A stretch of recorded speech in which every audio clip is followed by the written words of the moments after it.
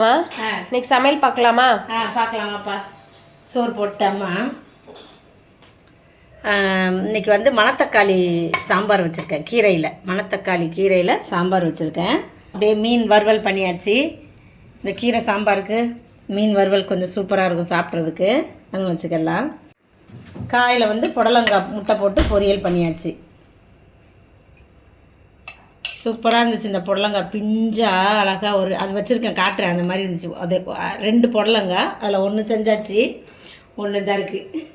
இன்னொன்று நாளைக்கு செய்யலாம். கண்டினியூவாக சாப்பிட்ருவோம் பிஞ்சாவே புதுசாகவே. அத்தோ கிடச்சிச்சு, வாங்கிட்டு வந்து கொடுத்தான் தம்பி பையன். அத்தோ வந்து கவுச குழம்பு ஒன்று நல்லாயிருக்கும். கவுச குழம்பு சூப்பராக இருக்கும். நல்லா சுட சுட சாப்பிடலாம். இதான் இன்றைக்கி நம்ம வீட்டு சமையல். இன்றைக்கி பிறந்த நாள் திருவிழா கொண்டாடுற எல்லாருக்கும் வாழ்த்துக்கள் சொல்கிறேன். ப்ரேயர் பண்ணிக்கிறேன். எல்லோரும் சந்தோஷமாக இருங்க. நம்ம செல்லப்பிள்ளை செல்வி சேனலை சப்ஸ்கிரைப் பண்ணிக்கிறேங்க. ஒரு லைக் போட்டு வீடியோ பாருங்கள். பாய்.